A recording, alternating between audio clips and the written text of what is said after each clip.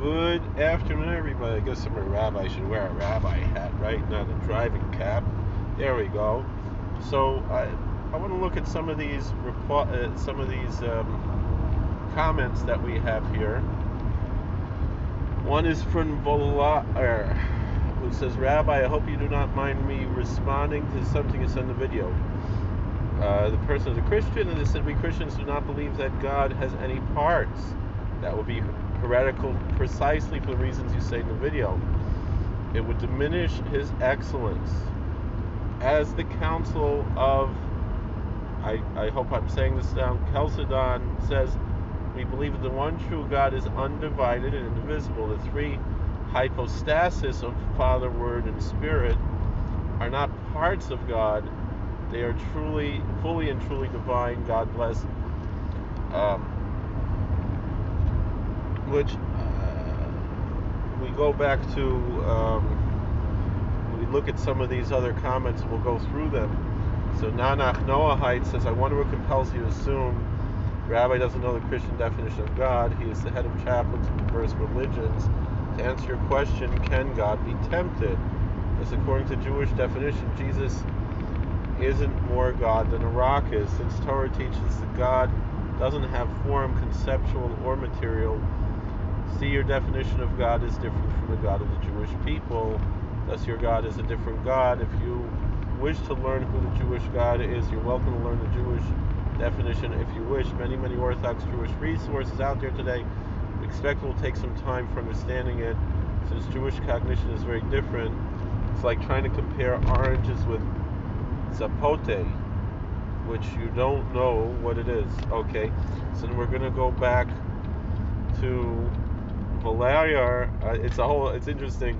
I love the comments that have all kinds of back and forth there. "I wonder what compels you to assume the rabbi doesn't know the Christian definition of God. Well, the rabbi is obviously not a Christian. The video made a statement that Christianity teaches that God has parts, which is why I politely respond, quoting ecumenical council, a dogmatic authority in traditional Christianity, showing that it was incorrect. He's the head of chaplains of diverse religions, right? I'm not in any way questioning his credentials. I'm merely responding to one statement in the video. Thus, according to Jewish definition, Jesus isn't more God than a rock is, since Torah teaches God doesn't have form, conceptual, material."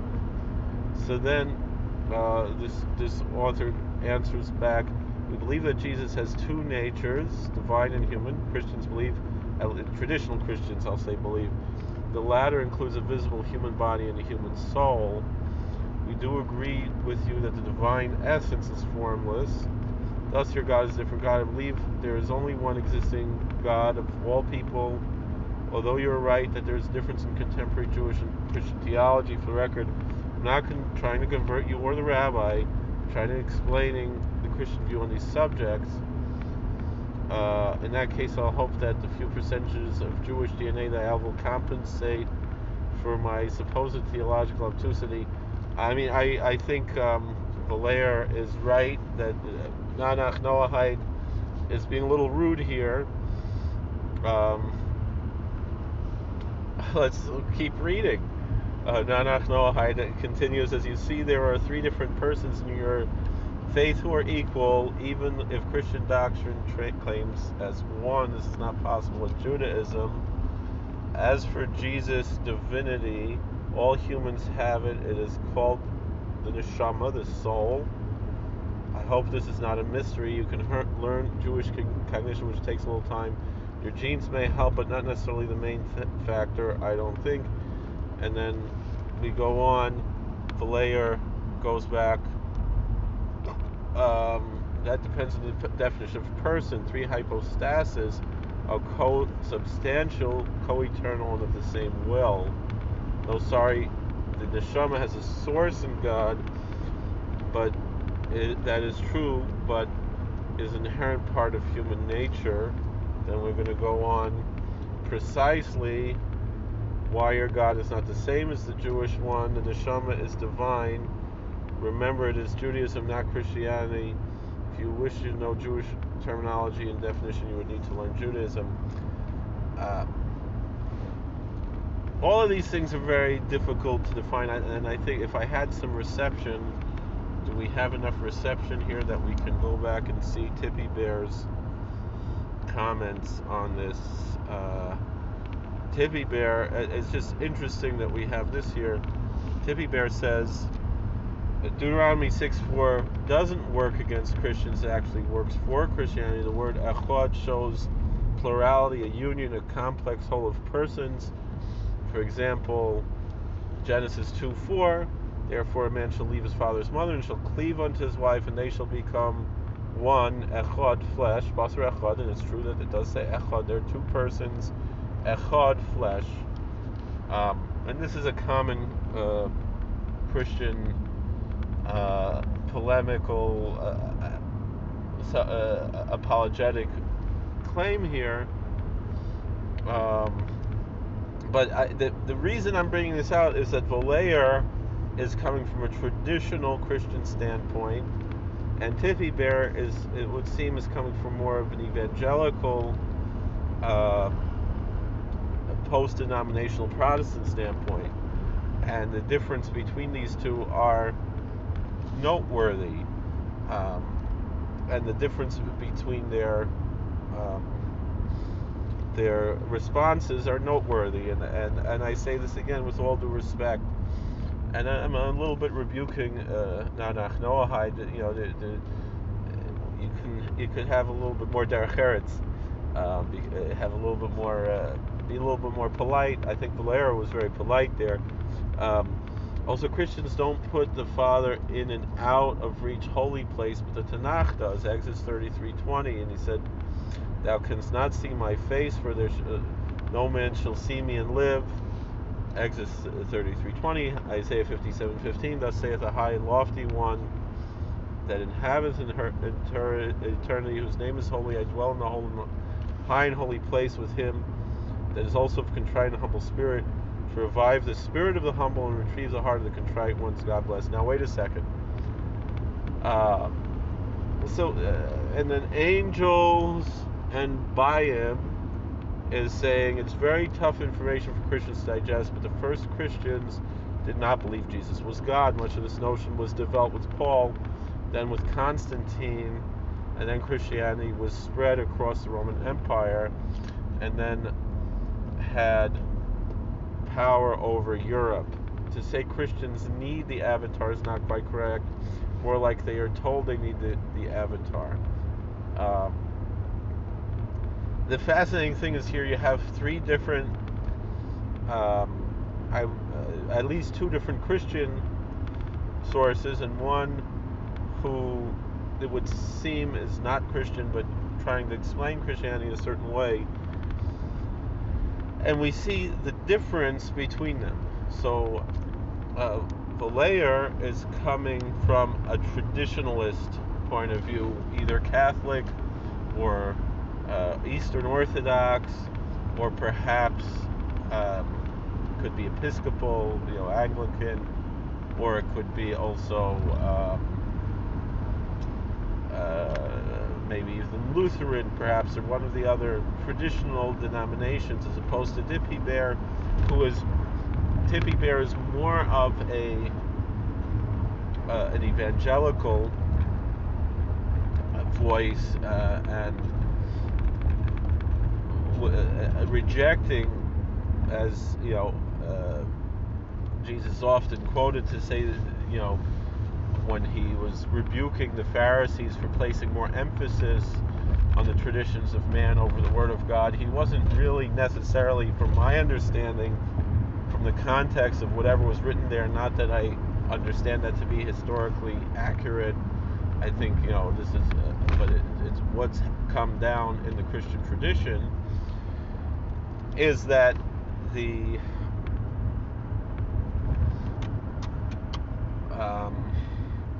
is that he was speaking out against tradition, but obviously he really wasn't saying that tradition is meaningless, but that one should have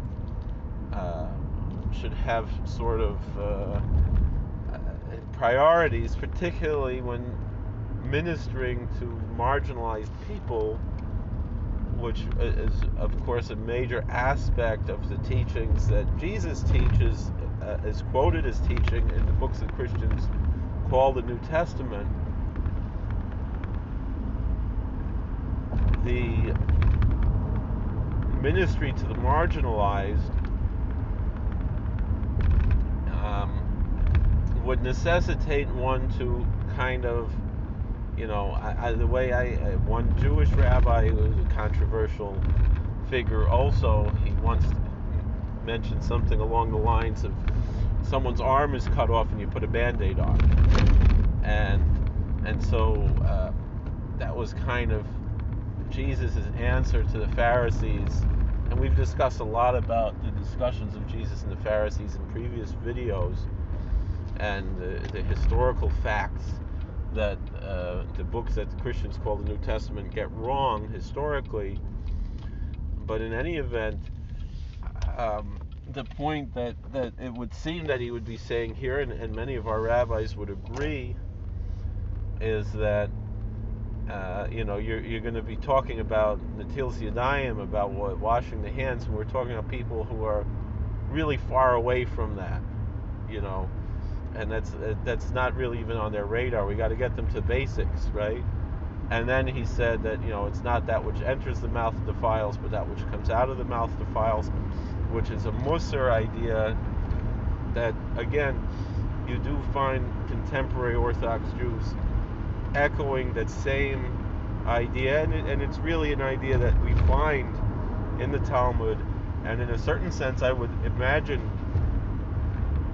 excuse me, that Jesus was probably saying that if this is a historically accurate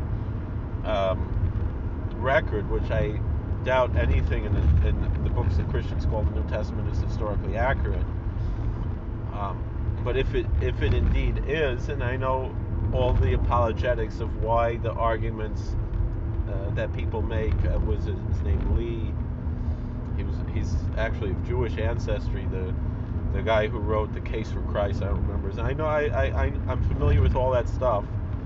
You don't have to repeat it to me. I know the apologetics, but still I don't find it to be convincing. I find that he has a lot of, in trying to justify the record of the books that Christians call the gospel, he makes a lot of circular logic and circular reasoning that's not really going to stand up to the test of any type of scrutiny the way that he claims that it does. But that's neither here nor there. He brings a lot of other wonderful, great apologetic ideas, but when it comes to this part, he's stretching a little bit. But in any event, it's possible that he was, quoting things that they would be familiar with Pharisaical statements, for lack of a better term. But that's not really the point that I'm bringing out here. But it's fascinating to me that you see these two different things. Now, with all due respect to Tiffy Bear, this quote from Isaiah is bringing my point exactly that I made in the other video, meaning that you highlighted, you put in bold, I dwell in a high and holy place, but it says with him that is also there's a contrite and humble spirit, to revive the spirit of the humble and revive the heart of the contrite ones, that God dwells there as well. Meaning, when we say our Father who art in heaven, we don't mean that God is this man who sits on a cloud like the Gary Larson cartoon, even though that's what the Mormons believe, that God is a man who lives on another planet or something like that. That's not what we believe. As far as and I understand that obviously theologically there's a major difference between a Mormon theology, which actually believes in three different gods, as opposed to a Trinitarian ideology that believes in one God with three different, hypostasis is the word that you're using, and to say that God is indivisible and yet has this triune nature. I hear what you're saying, and I understand, but even that within traditional Christianity, was also a matter of in the early Christian theologies. It was a matter of debate. The essence of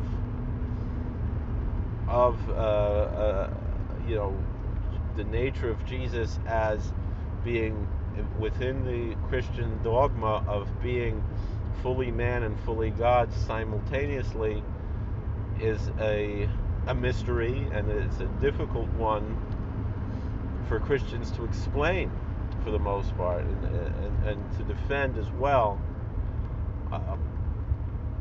So just because you use a different word does not necessarily meaning within Judaism, to be honest, you can find texts, not necessarily dogmatic texts, but it's based in Scripture. It's a verse from the book of Job that the neshama, that the soul, is chelik eloak mimal, that is a portion of God from above.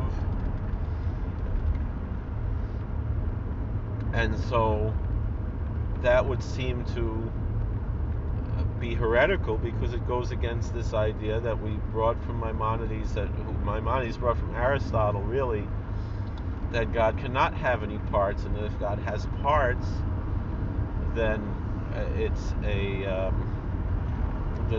lacking of God's ultimate almighty power and His sovereignty and His greatness and His omnipotence.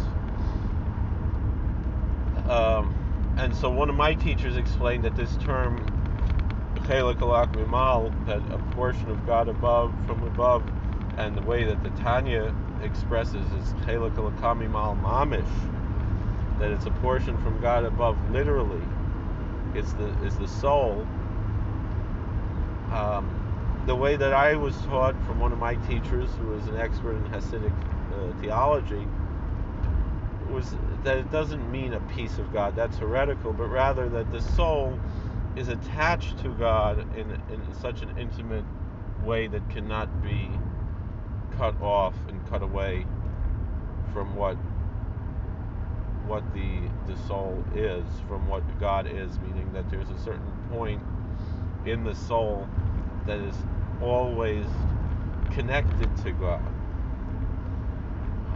Again, it's not really a dogmatic statement as much as it's one that's taught and it's well accepted and is perhaps authoritative, but it's not an ikar emunah.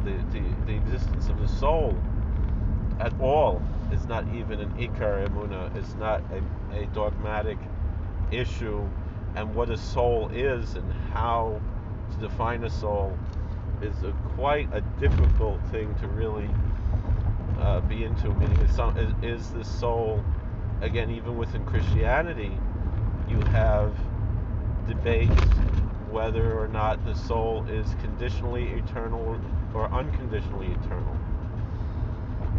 And even from a scientific standpoint, then you have these other questions of the conditional eternality and the unconditional eternality, of the fact that energy cannot be destroyed according to Newton's laws of physics. And is the soul energetic, and what does that mean? And all of these various questions. But I think the dichotomy between these two different understandings, both coming from devout Christians who are sincere, and I respect that, and I appreciate that they're defending their faith, is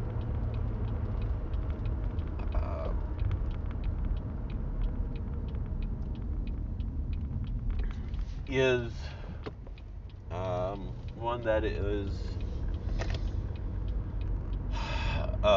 it shows what I was talking about yesterday in another video about how we have to balance how one needs an oral tradition, right? Remember the story told about someone who wanted to convert on the condition that they only accepted the written Torah and not the oral Torah. And then they were told, A is B and B is A, meaning you need to learn from somebody. You need a teacher to explain things to you. Otherwise, you don't even know how to read, right? So, and that extends out to a lot of other things. And the point that I'm bringing out from this is that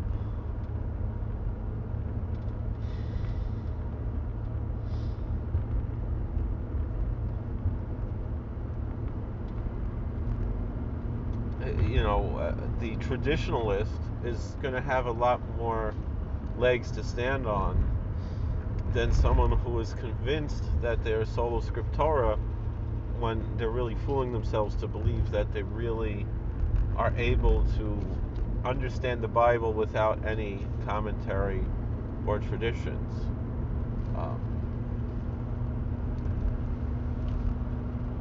So that's but as far as I understand the argument there, and in a certain sense, the truth is we have our traditions and we're two different religions, and you want to make a claim, for example, with this claim that echad means a unity that's made up of many parts, which is the opposite of the argument. So that's the argument Tippy Bear is making, and the opposite of the argument that Vallejo is making.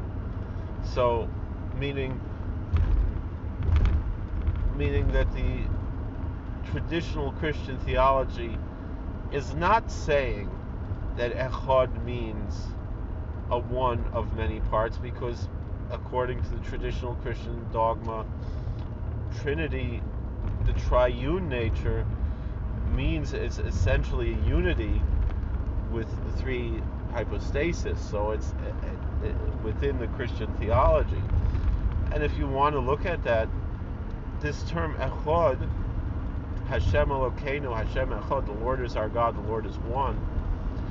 Yes, we were talking more about this idea of our God, that the relationship we have, but within Kabbalistic teachings, the name the Lord, the Tetragrammaton, is the name of mercy, and the name Elohim, the name God, is the name of strict judgment and strictness, and judges are called Elohim. And with that being said, the point of echad here means that these two seeming opposites of mercy and strictness are indeed one, and that they are, I guess you could say, similar to how within Christianity you have this idea of the triune nature of these three persons being one, that the nature itself is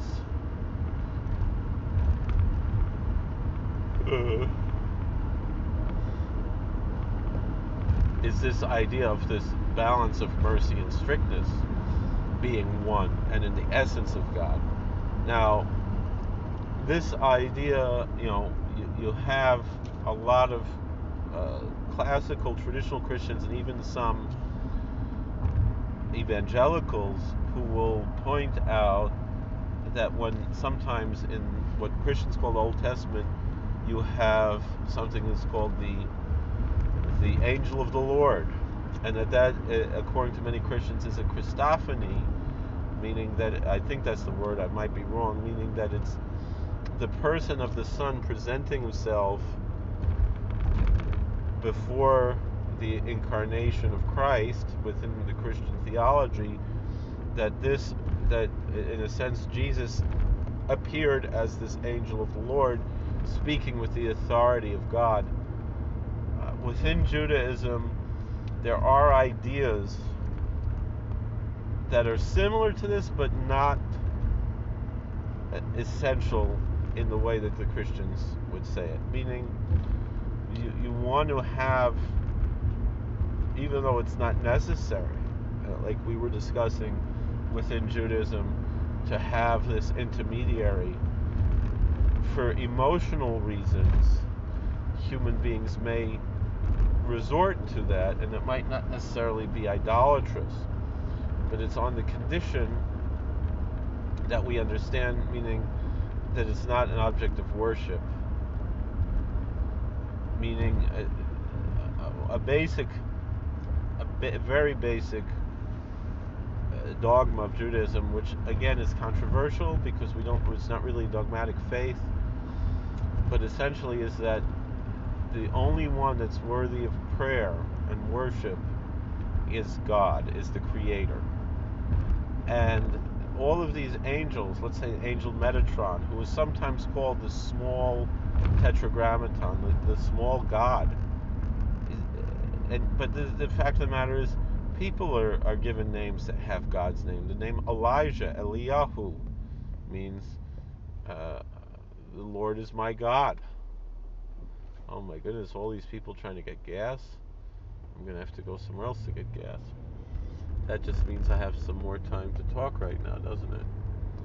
Only one pump over there, so I'll have to go a little further down.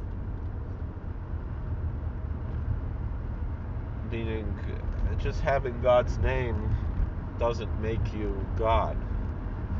And so it's absolutely forbidden for us to worship and pray to Metatron, but it's understood that people would have that mistake if they saw Metatron, this type of, who in a sense is this concept of, and even there's the idea that the Messiah would be the soul of Metatron coming to earth. That's an idea that comes in Kabbalistic text, and I believe that the early Christians were influenced by these types of, particularly early Kabbalistic texts.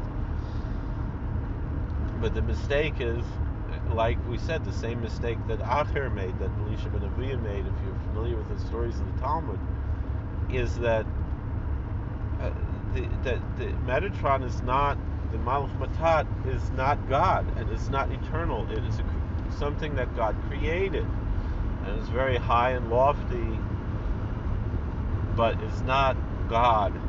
It's a representative God, etc. But the Metatron is not God. And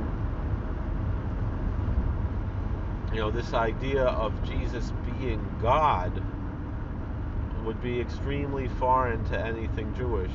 And in a certain sense, the way, let's say, the Jehovah's Witnesses have their theology, which they also reject the Trinity, and they believe that Jesus was a man, and they believe he was the greatest man who ever lived, and they also believe that he's the incarnation of the angel Michael, the archangel Michael, which again goes along that line, which would be a traditional Jewish idea, but not an object of worship. And that would be, still, it's not Judaism. And still, again, Jesus is not on our radar as Jews any more than Muhammad or Joseph Smith is on the radar of most Christians.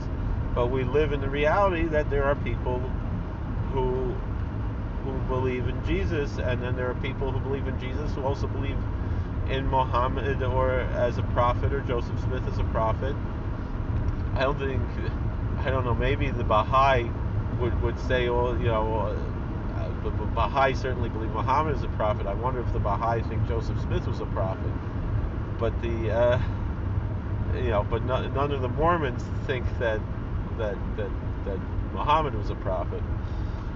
But it's that same type of a thing, and I think that's the difference. Like, Valayer understands that and respects that we're two different religions, and was correcting me, but still, the correction, I still hold to that idea that if you're saying Jesus is God, it's still, as much as you want to say that it's not diminishing God's omnipotence, it still is. And the obvious contradictions of, if he's both fully God and fully man, and when he's speaking as a man within the text that the Christians call the New Testament, within the text Christians call the Gospels, and obviously he's quoting Psalm 22, and he's saying, my God, why hast thou forsaken me?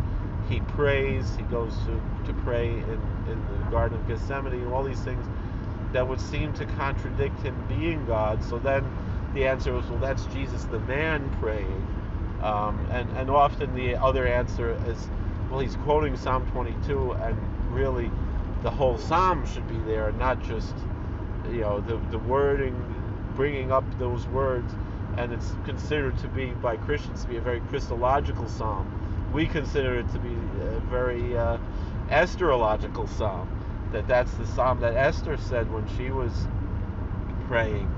And then we see, even to a certain extent, some prophecy of the book of Esther that David foresaw with his divine inspiration and prophecy, that he foresaw the story of Esther. That's what our tradition says, and obviously the Christian tradition obviously is going to see the Christological influence there within there. And I respect that. The main reason I made this video essay was to show that I'm not a Christian. And still to this point, you make this argument that it's a hypostasis and not, the way it's sometimes said is that, water could be ice or liquid or gas, vapor, and that's kind of what, that the three persons of the Trinity, that it's all, but it's not quite the same. I was pretty surprised. I remember seeing Bill Maher, who is an avowed atheist and very anti-religious person, a very nasty person, and he's saying, oh, that kind of makes sense, but it really doesn't, and it doesn't fit in, even if it's a good parable trying to explain this idea. It's not a parable to anything that's omnipotent. It's talking about water, and so you're not going to be all three at the same time. And the idea of the Trinity is that these three are simultaneously one with God. And even within Judaism, the idea of the Shekhinah, the presence of God, I've often heard it be explained that the Shekhinah is a created being and not an essential part of God, of the Or Ein Sof within the Kabbalistic milieu. And so for some Christian teachers like Michael Brown, who has Jewish heritage, he claimed that essentially, and even he had a conservative rabbi, talk to him about this, that essentially that Jesus is in Christianity like a walking body of the Shekhinah. But with that being said, the Shekhinah is not God. The Shekhinah is God's presence in this world, and without this world, there is no need for the Shekhinah. Without Olam Ha'asiyah, that is where the Shekhinah is indwelling, and so then there would be no Shekhinah without this world. So to make that claim, that somehow that is appropriate, it's not. It's not from a Jewish standpoint. From a Christian standpoint, again, don't try to Judaize Christianity. We recognize it's two different religions, and we can respect that and agree to disagree, and I'm fine with that. But these types of questions, we can talk for a long time about. I appreciate the comments, and I'm very happy with that. Now, this and Angela N. Bayern says that much of this notion was developed with Paul, and then with Constantine. I don't know. That's not exactly true, And as much as I, first of all, the Pauline epistles predate the texts of what's called the Gospels. All scholars agree on that. So it's not so simple. And there are obvious things in the Gospels that were obviously added later. Our good friend Ashton Weldon asks how many of us are high priests. Really, there can only be one true Kohen Gadol, one true high priest, which we don't have right now.